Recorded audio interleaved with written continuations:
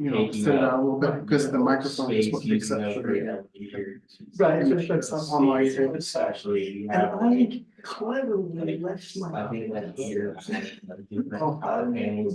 Oh no, well, I wish that I could share this. Because we're running The like. problem is that I just printed out the slides that I'm going Energy to trying for, to. so that's not gonna help. Oh, Like, yeah, yeah, power it's of our on the slides, equipment. it's just the. So the power has been turned off in this building? I'll just leave it up there.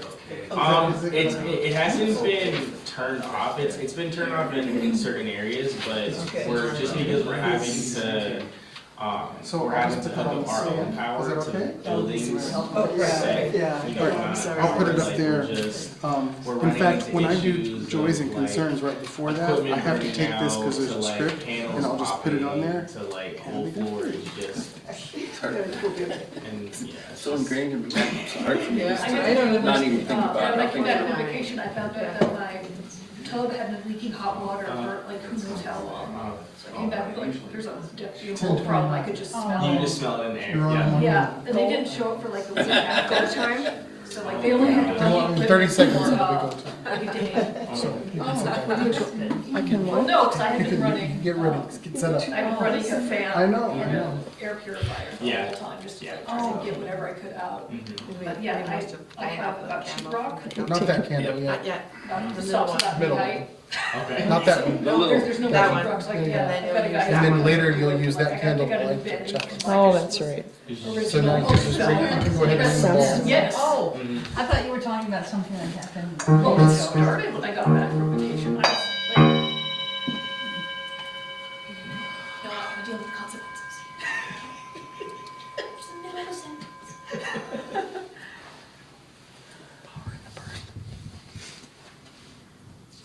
No, not yet, not yet. Not yet. After the words. Oh, that's right. God, I'm bad. We're going to gather with our gathering song, 188. The usual one, we've always done, we're back to one last time on this one. Okay.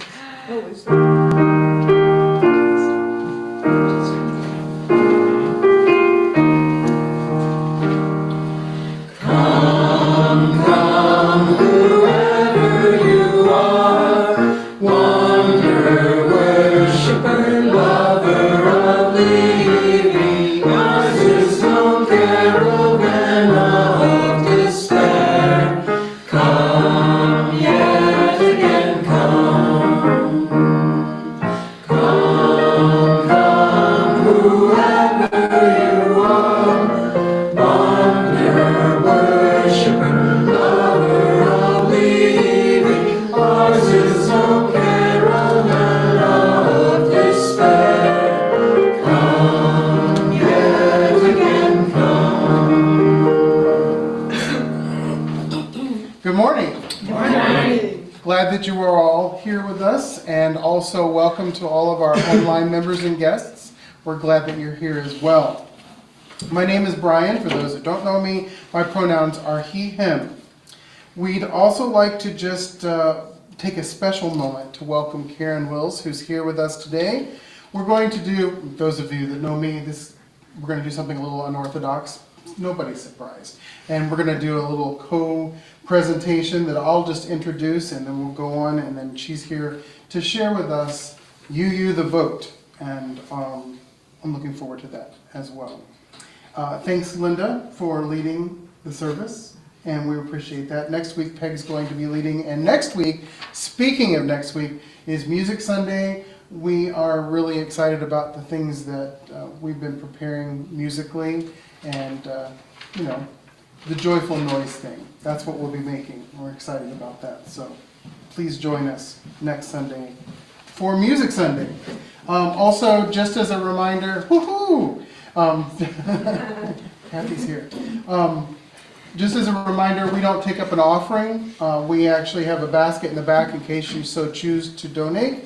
We also have a jar, which we use to collect coins for charity, if you happen to have those. And we also have two ways that you can donate online, through our website, through PayPal or Zephy. So lots of things. And if you have any questions about the PayPal or Zephy, please see Alice, because she'll be able to facilitate that for you. The last announcement that I have, and then I'll open it to everybody else. If those of you that might remember, there was a man who came and spoke with us from the country of Cameroon. He's a doctoral student at United Seminary. He and the director of admissions at United came and presented a little bit. So there was some conversation about some of the needs that he and his family have getting to be safe in the United States while he studies here. And he shared his story. If you want to know more about that, I'd be happy to talk about that after the service. But we are looking for people who might be interested in helping donate money to help him get his family here safely out of harm's way. Is that good enough announcement? All right. So just after service, if you want more information about that, you can see me or Kelly, and we'll go from there. Any other announcements from the community? Next Sunday is our last official church service of the church year. We will meet in the summer once a month on the second Sunday of the month, but not on a weekly basis until fall again, and we'll keep you posted on that. And we will have one more movie night this month on May 31st. Come here, 6:30. That would be nice. 6:30 to watch a movie here and then discuss it. And we'll let you know what the movie is in the MailChimp in the next couple of weeks. And if you don't subscribe to the MailChimp because you already get too many emails. Come back next week. Or just be surprised. Right. We do need to work on getting stuff on the website Yeah. in a timely manner. That's Right, a good yes, plan. there's an event feature that I could put it on the event There we page. go. on our Yes. website. Perfect. Also, do I have to bring my own popcorn? No. No. Especially if Dawn is coming, you don't have to bring her own popcorn. Please be welcome to bring whatever you want. But don't feel obligated. Yeah. That's not I required. just needed to cover the important movie. Very important. You got it. Popcorn has always been here. Speaking of the services in the summer on the second Sundays of June, July, and August, on June, Barbara will be back to join us, and that service on June the 9th is going to be our summer solstice service. We had talked about maybe having a service on the solstice, but most of us, because we take our summers very seriously, will be busy on Friday night, June the 21st, even though the solstice is on the 20th. So we'll be doing that celebration on June the 9th, and Barbara will be here with us, and she and I are planning some cool stuff, hopefully. Anything else? Kathy? Choir rehearsal at my house tomorrow. Oh, there's a Or change. maybe at our house. Or maybe at your house. Works either way for me. There's a choir. Yes, that we have a choir that is going to be helping with the present Music Sunday, and so we are deciding where we're going to meet, but I think we're going to meet at Kelly's, If possible. if possible, since she's going to be Zooming right up to the end. So, any last announcements? Okay, so I invite you at this time to take a deep breath, or two, or three. Center yourself as much as possible and rid yourself of the chaos of the world and all those things around you. And come together in fellowship as we meditate on this prelude to our service.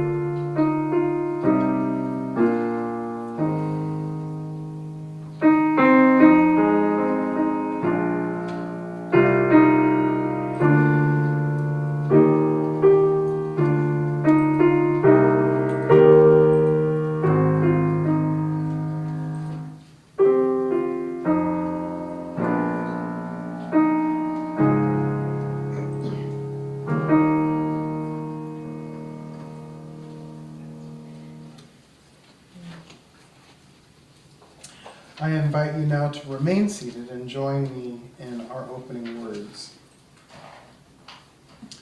Our gifts, whatever you discover them to be, can be used to bless the world.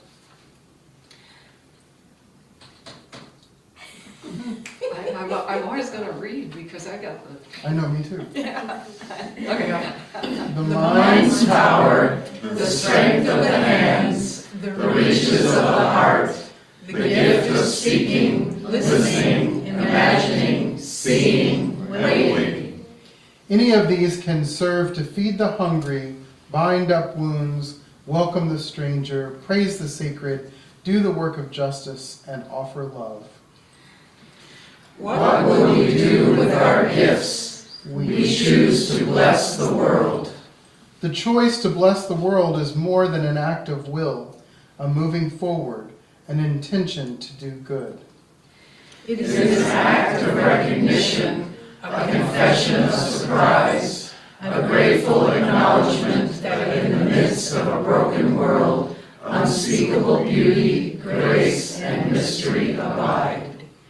There is an embrace of kindness that encompasses all life, even ours. The choice to bless the world takes us into solitude to search for the sources of power and grace, native wisdom, healing, and liberation. The choice draws us into community, sharing endeavor, passing on heritage, struggling in companionship, keeping faith, doing ritual and praise. We honor the comfort of human friendship and the company of earth as the chorus of life welcomes all. None of us alone can save the world. Working together, that's how possibility moves from waiting to action.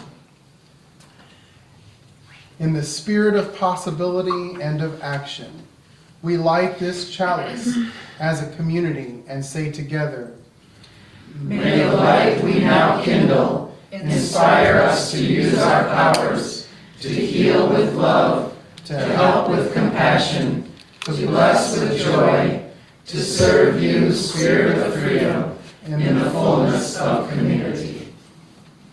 I now invite you to rise as you are able and join us in hymn number 149. I think I will play through it, and I'll just let everybody.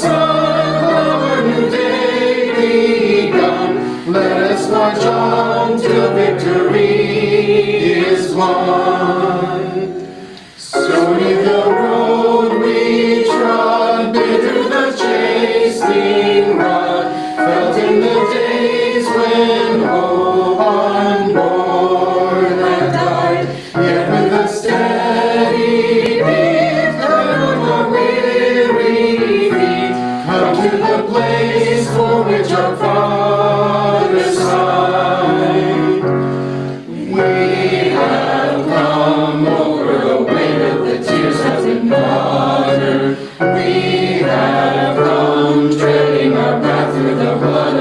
altered. Out of the gloomy past will we stand at last, where the white gleam of our bright star is cast.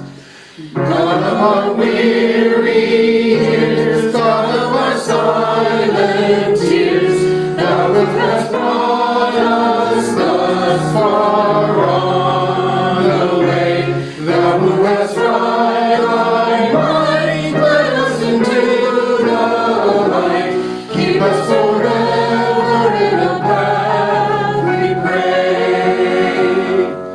Bless our feet straight from the places our God where we made thee. Bless our hearts drunk with the wine of the world we forget thee. Shadowed beneath thy hand may we forever stand, true to our God, true to our native land.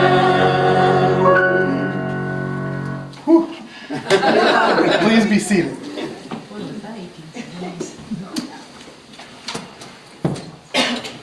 Play ball, that's how I feel. Not even a sports guy, but I'm still there. Let us join in our territorial acknowledgement. Friends, we pause now during our service to acknowledge that we now stand and sit upon the traditional territories of the indigenous people, the Dakota, for whom this very county and congregation are named, and at least 10 other tribes of native people throughout the current borders of the state of Minnesota. Over hundreds of years, native communities across the Americas have demonstrated resilience and resistance in the face of violent efforts to separate them from their land, culture, and each other. Today, indigenous people remain at the forefront of movements to protect Mother Earth and the life she sustains, along with the preservation of their own human cultures and traditions. We acknowledge that it is critical to be an active part of public intervention, taking necessary steps toward honoring indigenous communities and enacting the much larger project of decolonization and reconciliation. May this weekly acknowledgement be not only a reminder, but even more so, an inspirational call to action, to work to ensure whatever reparations are possible be carried out throughout this ancient, holy land that we all now call home.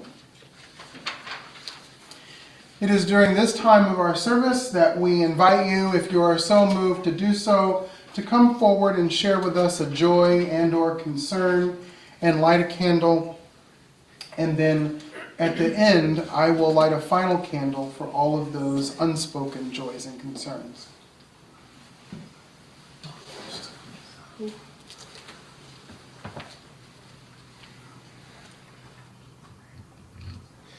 So I don't want to put anybody on blast here, but I see a couple of new faces, and I just want to say, like, thank y'all for being here, and I appreciate you. Thanks.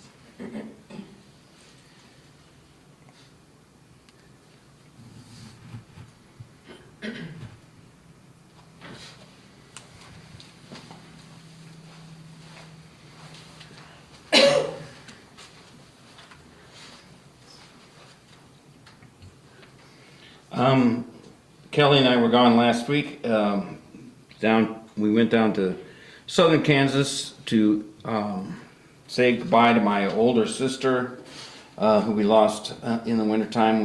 There was a celebration of life that was more of a cocktail party than a funeral, and that more suited her personality. And it was great to see all the relatives and stuff. And I must say, it's maybe blasphemous, but I always have a great time at funerals, and you know, there's a lot of love that happens. So, and happy Mother's Day to all the moms.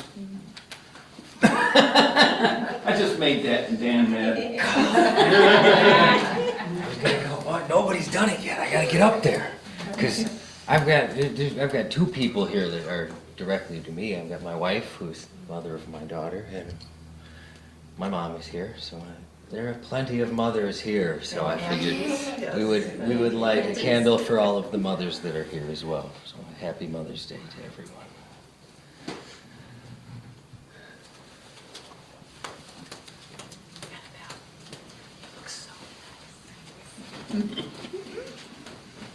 So somebody tried not to put me on blast, but I suspect. I was here last week. And I'm lighting this more as on the concern side than the joys this time, because my mom isn't here. And I hate this holiday. Because there's so much I just want to talk to her again, and I can't.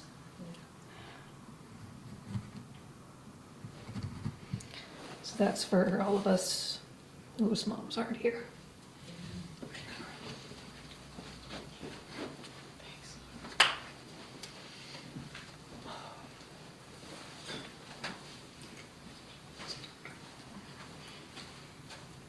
Today is my son Aaron's 42nd birthday.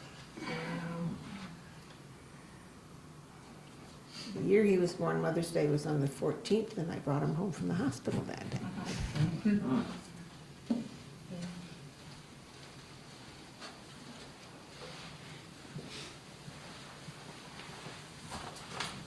A little list.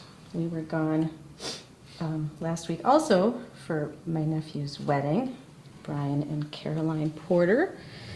It was a lovely, fun-filled weekend. And great nephew Dean is here, although I'm not his great aunt, I'm his excellent aunt. Yes. And for a wonderful music-filled weekend between chorus concerts and choir practice and playing bells this morning. And Dean played the bells with us. And that was awesome. Cool. I'm gonna make this fast. This was in the New York Times this morning. A friend sent it to me, and I think in the spirit of Mother's Day, the mothers that aren't here and the mothers we are, whether you're a man or a woman, this is kin keeping. I think she sent this as a vocabulary word because she's a reader. It says creating or carrying on family traditions, buying gifts for birthdays and holidays, coordinating medical care, performing all sorts of emotional caregiving. It's the word kin keeping, a form of invisible labor predominantly done by women, dedicated to family bonding and magic making. And again, not necessarily given by women, because the men support the women support the men, and that's the kin keeping, isn't it? You know, everybody getting in there. There's What? people in between men and women as well. Yeah. I even hold my button today.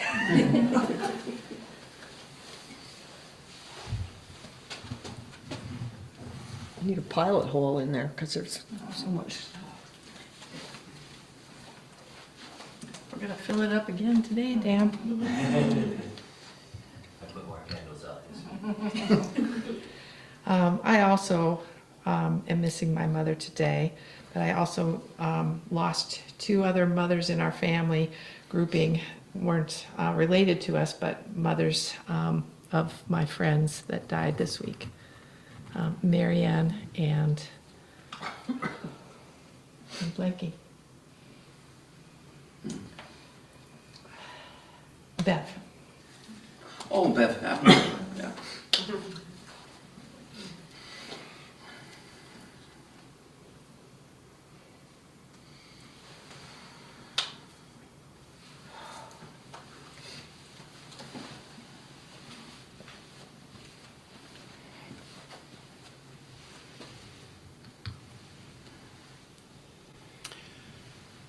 I'm going to light a candle also because I'm missing my mother, and I also have a lot of emotional issues surrounding this holiday.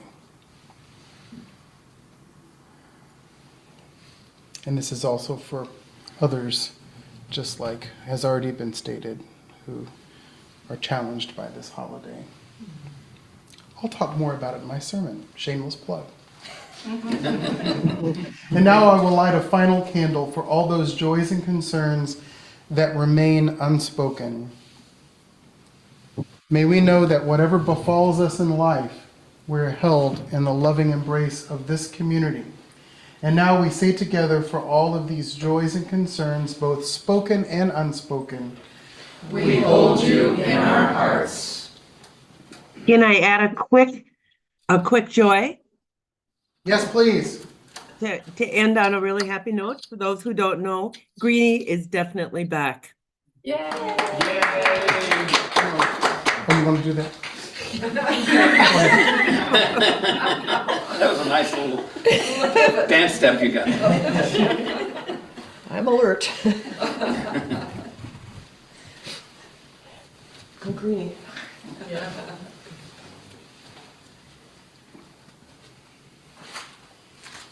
Good morning. Good morning.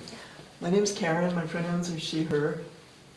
And I'm just going to add that my mother, as a mixed bag, gifted me the gift of activism.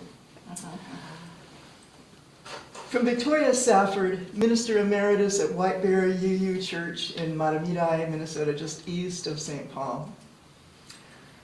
In centuries past, Unitarians and Universalists were burned at the stake.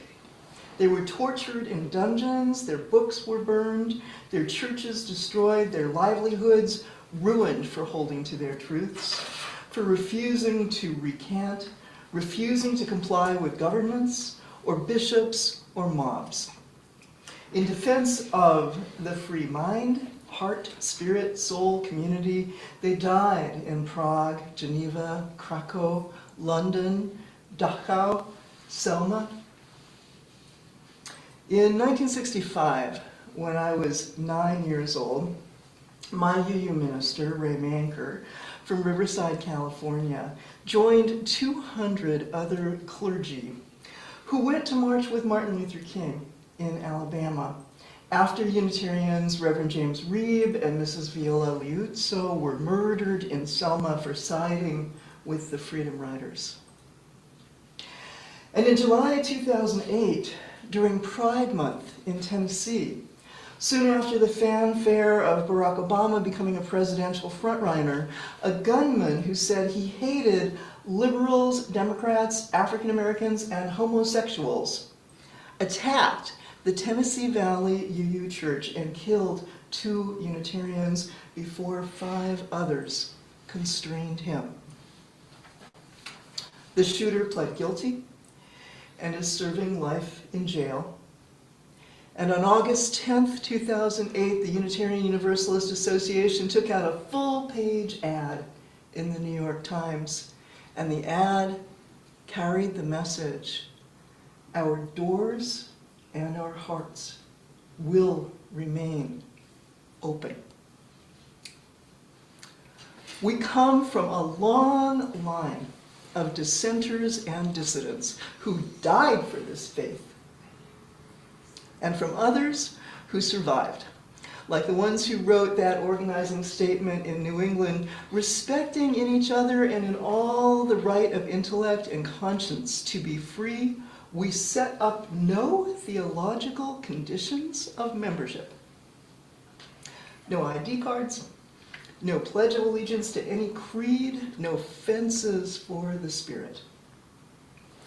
And recognizing the brotherhood of the human race, they wrote, and the equality of human rights, we make no distinction as to the conditions and rights of membership in this society on account of sex or color or nationality. That was written in 1863, at the height of the Civil War. And though that particular church was in the north, not everyone in the neighborhood was prepared to go that far. Right? Most citizens and congregations were not prepared to go that far, especially when it was not yet clear which side would win the war. To the Unitarians in that congregation, that didn't matter. That congregation welcomed slaves, women, heretics, and true believers, anyone who had an honest aim to make the search for truth the rule of life. What mattered was freedom and conscience. And how far do we need to be prepared to go? What matters now? What matters now to us, the descendants and the inheritors of such a noble legacy?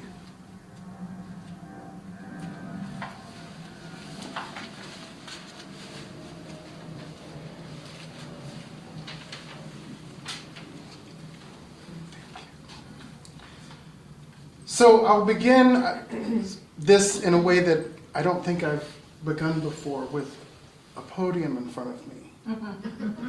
But I do have slides later, so that's why. As has already been mentioned, this is Mother's Day. And one of the things that I had learned from my Anglican Episcopal background is that in many Episcopal churches and Anglican churches around the world, this day is first of all celebrated earlier in the year, but secondly, also, it is called Mothering Sunday and not Mother's Day. And even though that was not necessarily the original intention, as has now been sort of wrapped into that, the idea that mothering someone is not linked to someone's gender. And that is extremely important to me, as I miss my mother today, but I acknowledge all of those people who have mothered me, including my friend MJ, with whom I graduated in 2005 and whom I saw this week at a banquet at United Theological Seminary. MJ was one of the first trans, non-binary persons in the state of Minnesota to be ordained into ministry. And they are a profound influence on my own ministry, and they have been for the last 25 years. And it was so good to see them at the banquet, even though I'm sort of jealous that they're retired, and I'm not. But that's okay. But I introduced this not only to say to you all, Happy Mothering Sunday, and to invite you into what that now means in the 21st century, but also as a segue to the topic for today, which is, it is with great delight that I am able to stand before you and actually say the words that I just said in a state where no one right now, at least, is trying to pass a law to outlaw trans and non-binary people. I don't even know how that works, but coming from Florida, that's problematic in some places, as you well know. This is one of the reasons why I believe that this topic that Karen is going to share with us more about in just a few moments, about our civic duty to get out and vote, is so important. Because I won't go into another story yet. I'll save that for another time. But let's just say that there is so much that we don't understand about other people's lives. But one thing that we can do as UUs is to stand up for them. And without crying, I'll call about Kathy's concert, and the songs that were sung. Well, she didn't warn me, first of all, that they were so emotional. But Josh and I were just like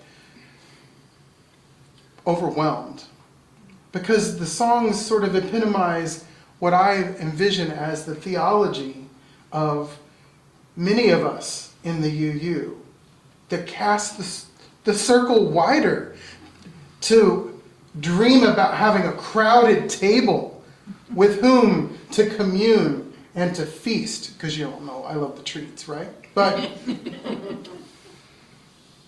in the UU, it is so important for us to think about our civic duty and the voting responsibilities. We can go to the first slide. I'm not going to read the slides for you, but the first slide, the next slide. This is a statement, this is a PowerPoint from Karen and from Moose Jaw, Karen will tell us You want to more. remind people what Moose Jaw stands for? Oh, yes. The Minnesota Unitarian Universalist Social Justice Alliance. Thank you. I remember giggling when I tried to get Siri to write out Moose Jaw, and it was Moosja, and Chuck emailed me and said he giggled. And I giggled too once I realized that's what happened. But we have that civic duty as human beings in this place and time. And so there are so many things that we have been charged with in hiring, through our voting, the people to represent us. And quite frankly, that's one of the reasons why, you've heard me say it before, my family moved here to Minnesota. Because we were in harm's way in the United States of America. We had our lives threatened, and we had crosses burned in our front yard in 2021. So this is profoundly important to me. This whole entire congregation is so important to me because you brought us in as family and as part of this community. And so did the state of Minnesota. Not everybody agrees with me. Not everybody is going to always support me in the state of Minnesota. But I have my rights protected here because of the voting that people have done. So I may or may not be the only trans person here, but I will admit I'm openly trans. And I keep telling my trans friends to come to Minnesota.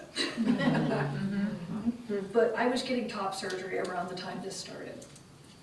And a couple days after, or maybe it was a month or so after I got in top surgery, the governor of Minnesota passed an executive order, which yes, that can be easily done, it's not a law, but protecting trans people. They would not rat out anyone who came to Minnesota for trans health care to any of the other states who were trying to ban it. I am hesitant to go visit my brother in Utah because I'm slightly visibly trans. I kind of pass, but it's one of those states that's a mess. So I know this is your sermon, but am I allowed to swear? Yes. Oh, sure. Absolutely. This place is fucking awesome.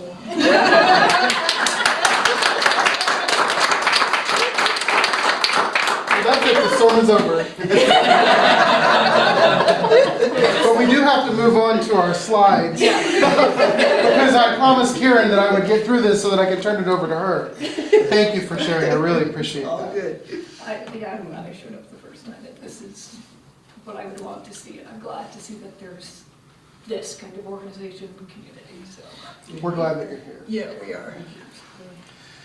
So the next slide, I'm not going to, again, read to you, but it's basically some documented evidence that our civic duty is part of what we call the 7 principles.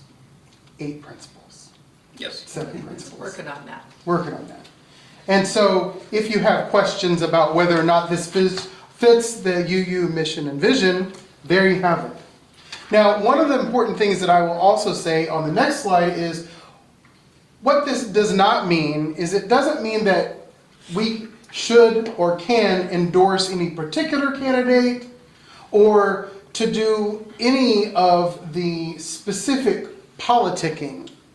But what this is about actually mobilizing a force so that we can make sure that people are engaged in their civic duties. And make informed choices. And make informed choices, absolutely. And we have to be careful about those endorsements. And I know that after services, I often hear people having political conversations, and I also join in them. But we have to be careful not to particularly get involved in specific politics because as UUs, we often sit next to somebody in service that we don't necessarily politically agree with. But by mobilizing and helping people get informed, the next slide is just a record of the things that have happened just in 2023 in the state of Minnesota. Things that I conjecture to say probably didn't happen in Florida. And so the next slide talks about how Minnesota is a refuge for so many, including myself. I stand before you as a refugee in the state of Minnesota, transforming myself and my family into Minnesota residents and members of this community. And with that, what I would like to do now is to formally introduce Karen Wills, who will take this conversation to the next step. You were going to read that? No, she doesn't. Thank you. So just to briefly introduce myself, I was the executive director of Moose Jaw, otherwise known as Moose Jaw, the Minnesota Unitarian Universalist Social Justice Alliance, from 2019 through last summer. I very cleverly hired my right-hand person, Katie Klein, 4 years ago, and Katie worked with me and then joyfully last summer took the reins of executive director for Moose Jaw and is carrying on with some beautiful work, including some of the transgender etiquette work and training congregations to be as welcoming as they possibly can of all genders. And all genders and none, as we say when you use them. And I have continued on. I've had the privilege of being able to donate my time this year because Moose Jaw has a very tight budget, but I'm working full-time with Moose Jaw as democracy strategist and a tech specialist. So you can blame me for the website not being up to date because I've been traveling around the state and have been so far in 8 different congregations and have about 8 more to go, talking about what we're talking about this morning. So I'd like to give a brief presentation, bang through these slides fairly quickly, and then we'll have some time during coffee time also to gather and kind of get into the nitty-gritty for folks who'd like to sort of talk a bit more about what do the logistics of all this look like. So if we can have another slide here. Moose Jaw is for those who are new to the organization, we are the coalition, the alliance of 25 active UU congregations around Minnesota, stretching from Bemidji to Winona, over to Wilmar, up to Duluth, and all through the Twin Cities and the Metro.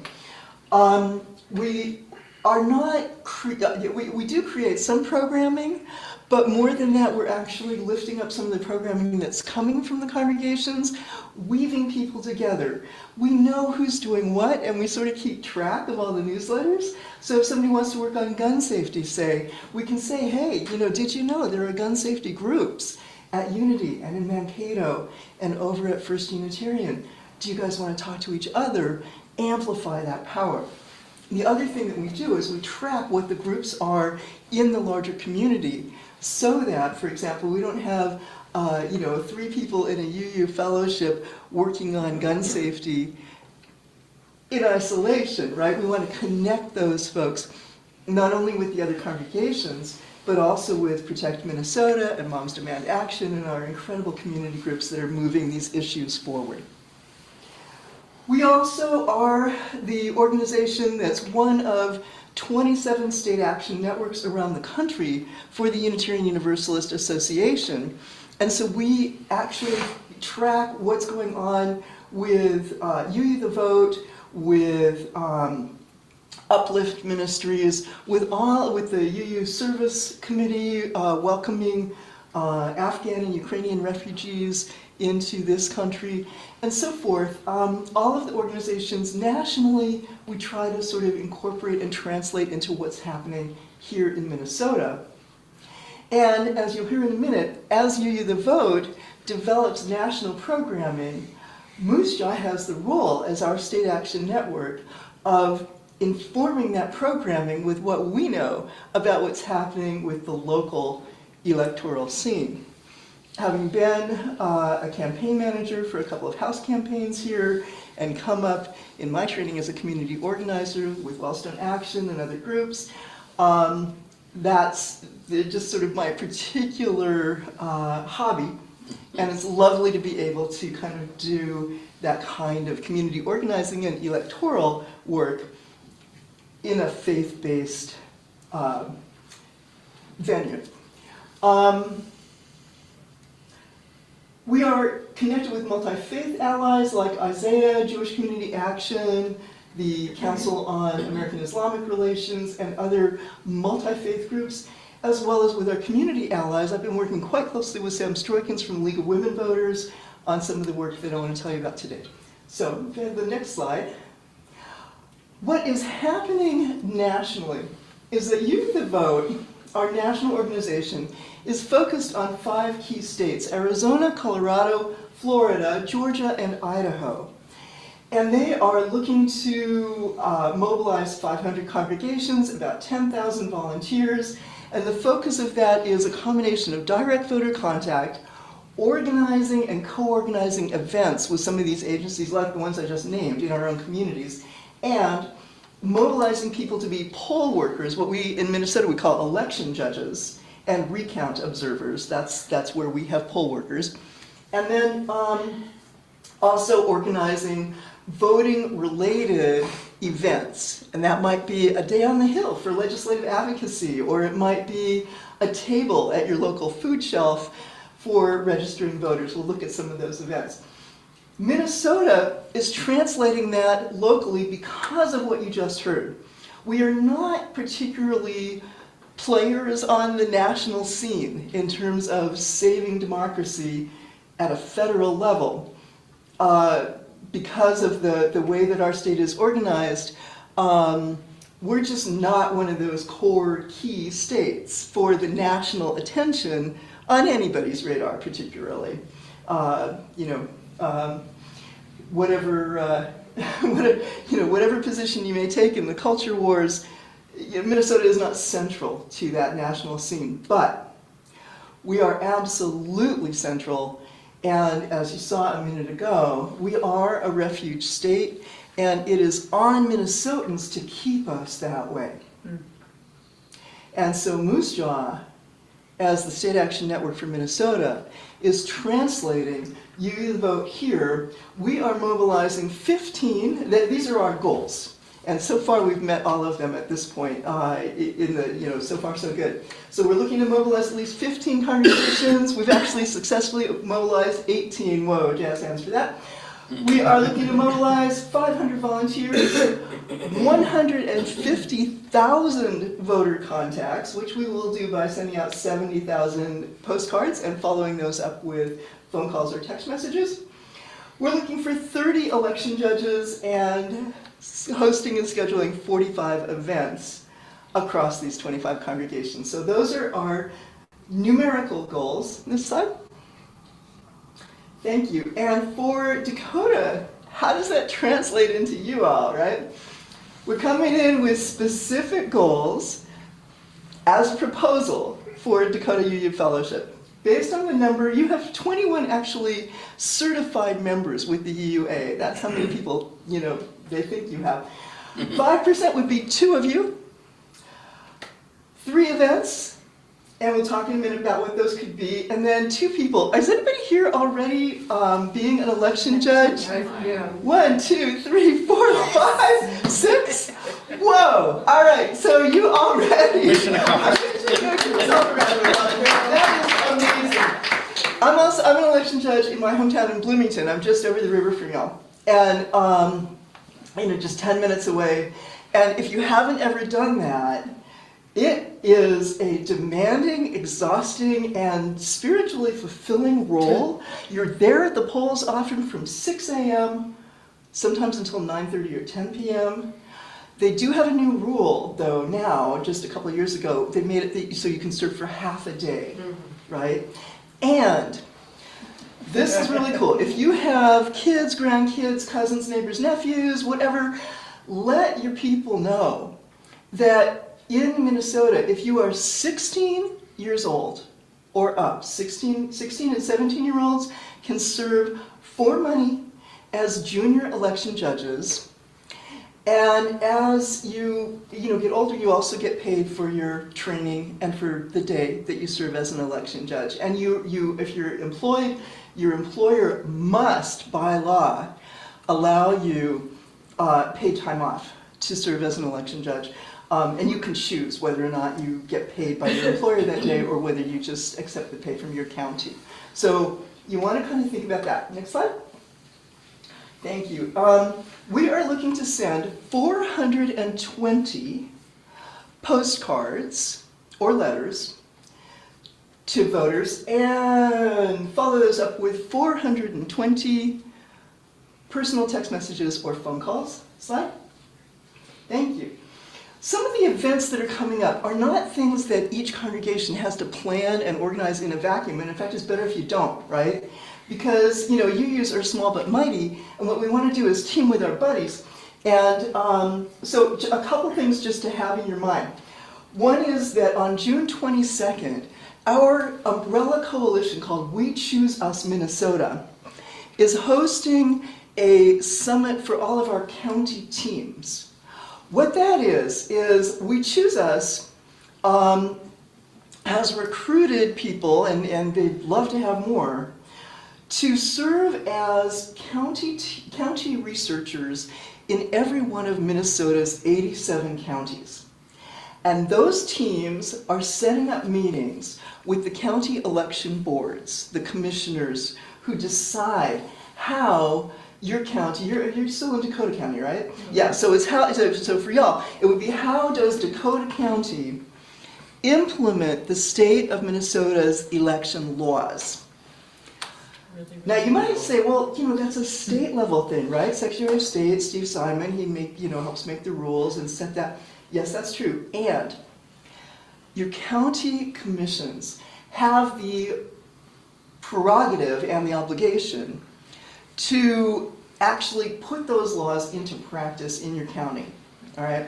They can decide where are the polling places actually located, how many are there polling places open for early voting on your campuses?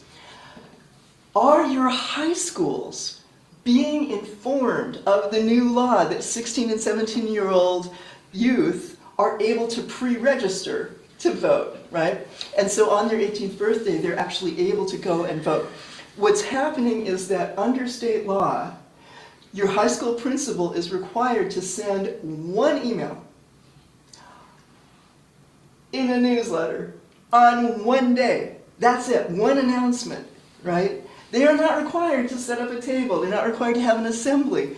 So you want to talk to your county commissioners about how are these rules being implemented. Are they proactively expanding an inclusive, multicultural, multiracial democracy? Or are they doing the bare minimum to comply with the new state rules, which they don't really like, but So those interviews, June 22nd, people could be coming back together. June 29th and 30th, Twin Cities Pride. Moose Jaw hosts and helps to mobilize all of the Pride Fests across Minnesota where we have congregations. We need more help. I know, Kelly and Jack, you guys have come up, and some of you from this congregation have come into Twin Cities Pride.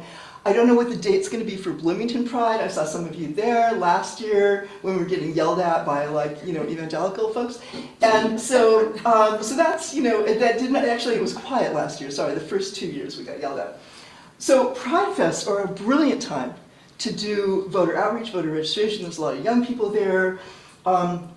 September 17th, is National Voter Registration Day. That's another possibility. And when you think about the events, you can see in these slides, talking to youth, having people kind of do signs, maybe possibly even at some schools if it's a private school.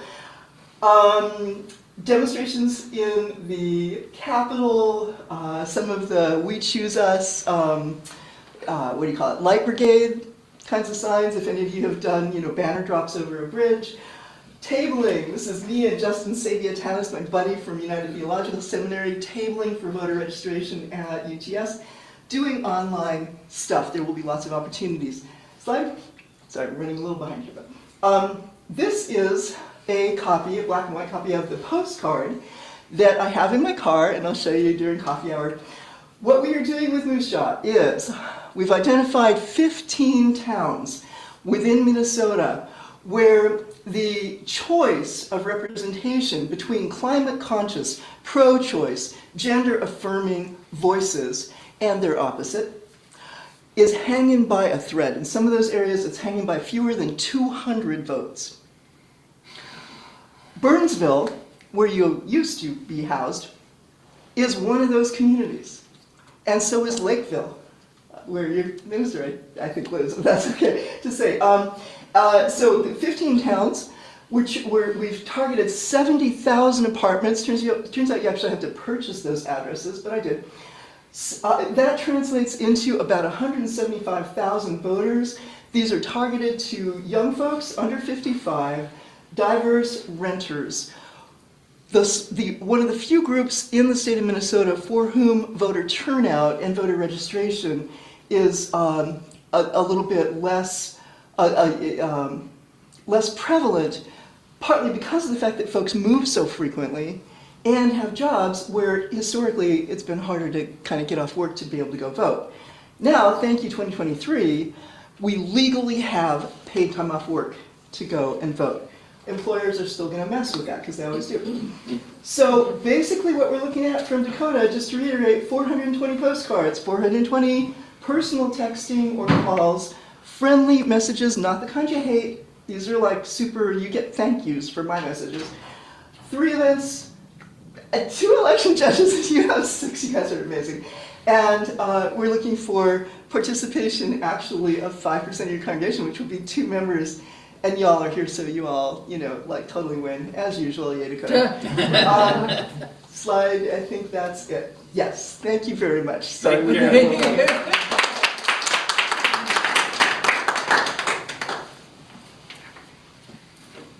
After our musical meditation, we'll have time for just a couple of, if you have procedural questions, but then we're going to defer the rest of the discussion to after service during treat time.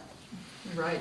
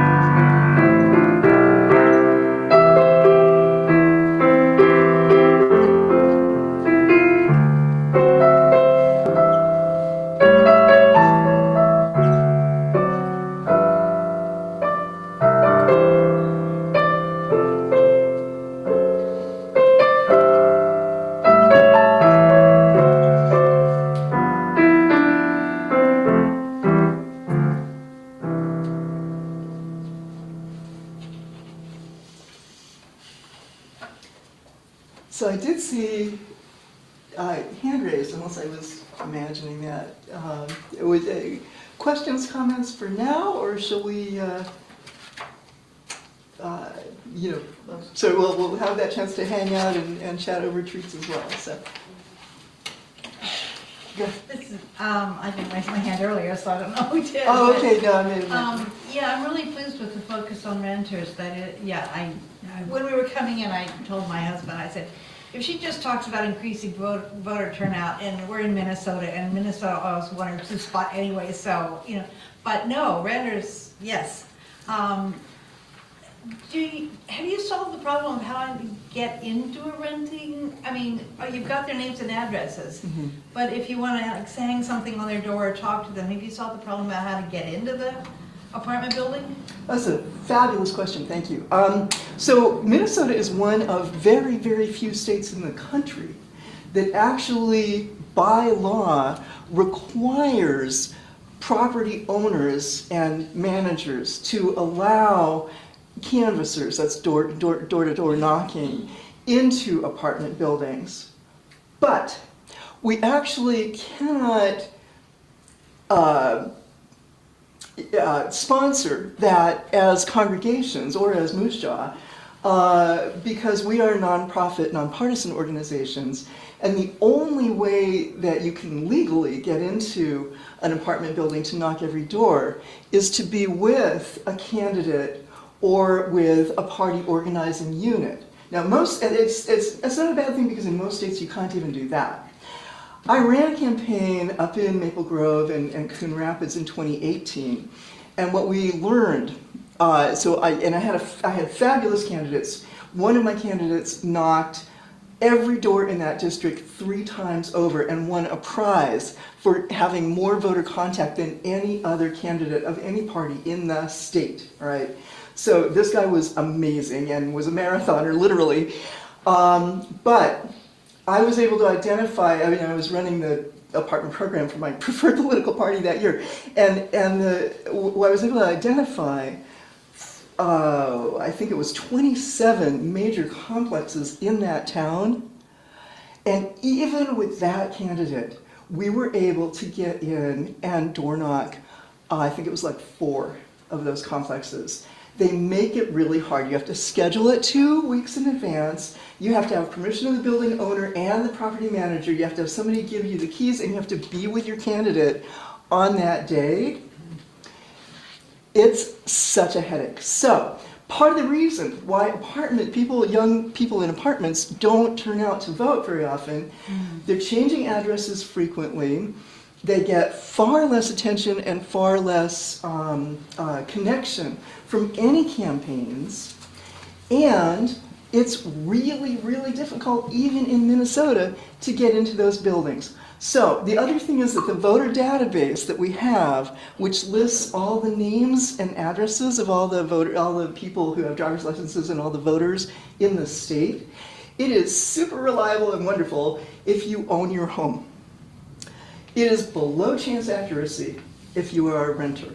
So you cannot go by, it's what's called the VAN, the Voter Activation Network, and you can't depend on the VAN. So what we are doing is actually identifying not the names of the people in the building, because there is no accurate record anywhere of that, but we are identifying the doors in each building. And even to get that, you have to buy it, which we did. It's $10 per complex. So we identify the doors, send a postcard to every door, and then we follow up with the call, "Hi, I'm Karen. I'm the person who sent those postcards to your building, encouraging you to really think about voting. It had the QR code for the Secretary of State's office. Just calling to make sure you have everything you need to be able to vote, and do you need a ride to the polls? And I have money through Minnesota Freedom Fund to pay for people to take an Uber to the polls if they need one, as long as Uber's still around, which it looks like it will be, at least in the suburbs." So that is, so that's the process. And then as we make those calls, we send the card to every door, make those calls to those buildings in the districts I've identified as being kind of critical to keeping Minnesota a refuge state. The follow-on calls then, as we will be collecting information, we'll have the person who says, "Thank you so much for calling me. I do need a ride, and I didn't know where to go vote. I just moved here." We'll get a lot of those. We'll have the click hang-up calls, which gives you no information. And then we'll have the, "I hate you. How did you send me that card? Blah, blah, blah." love those. That's a lot of really useful information. We put all that information into our database. And so then what happens is that as the candidates, if they're able to identify apartments within those districts, we are collecting a huge amount of information that then becomes available to people who are running for office and who are seeking to represent Minnesota as a refuge state. That's the logic, yeah. Two things, hopefully I can remember them. Are you doing campus-based events? The group, you know, fingers crossed, that is certainly an option. The group that does all of the campus-based events, the question was, are we doing campus-based events? And in Minnesota, we have a beautiful group. They're called MN Lead, L-E-A-D, I forget. Lead Minnesota. Lead Minnesota, yeah. And Kelly, do you remember what the acronym? It's Leaders something. Anyway, it's a group that organizes.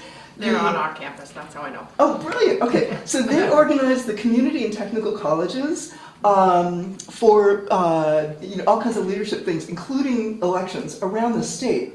And here's the cool thing. So I just got off the phone actually a couple weeks ago with their director, and what they're looking to do a little bit, probably kind of more towards September when school resumes, right, is they connect with faculty of all of the community and technical colleges, and they arrange for the faculty to allow a volunteer to come into the classroom in the first 5 minutes of the class, pass out either paper voter registration forms, or have people go online to mnvotes.org, which is the online voter registration for the state.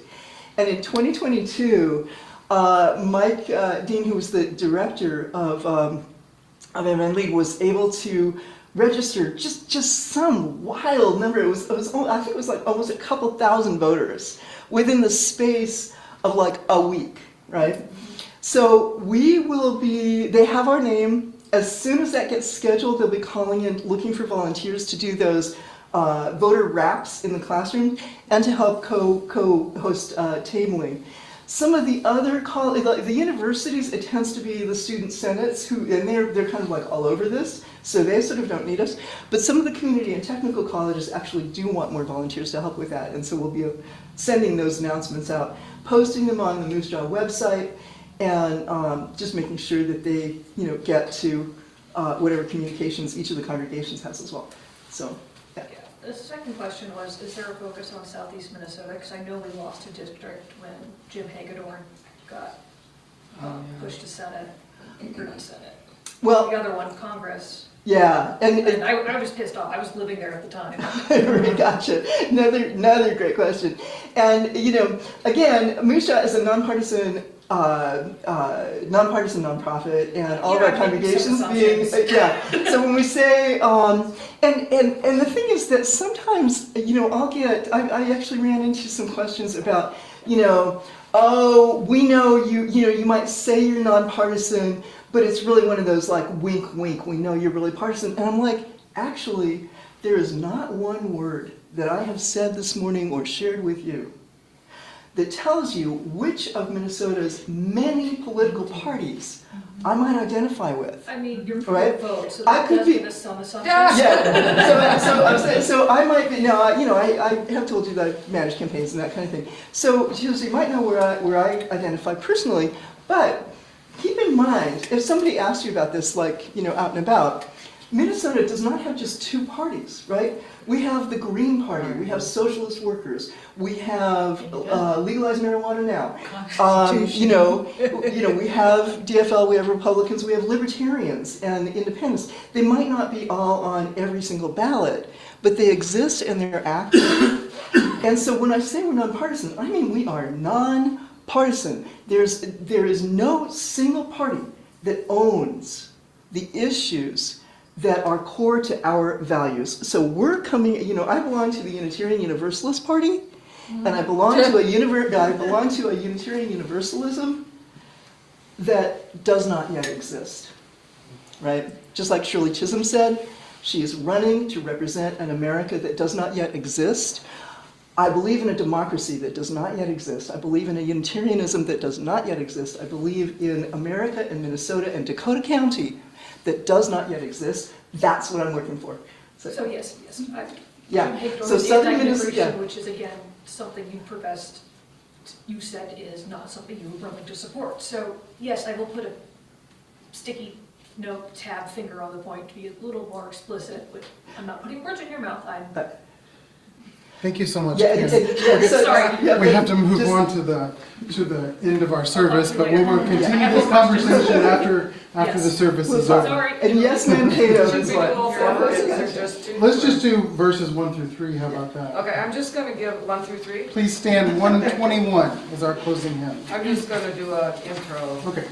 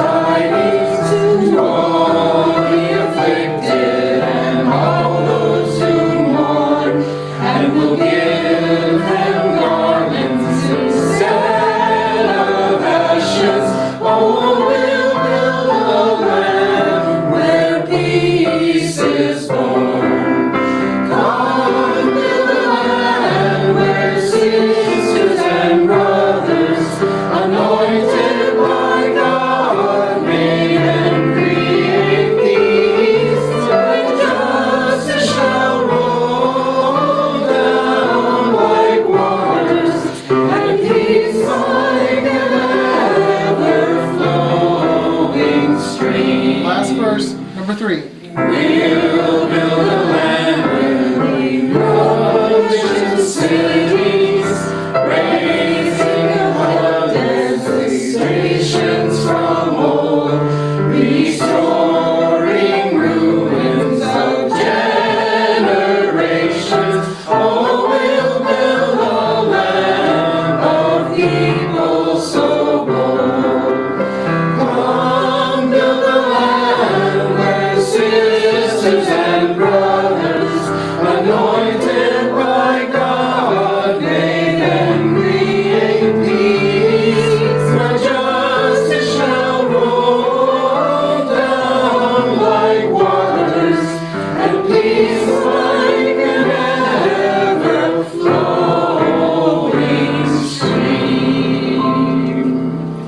Dear friends, I bid you peace as we go forth into the world and do our civic duty.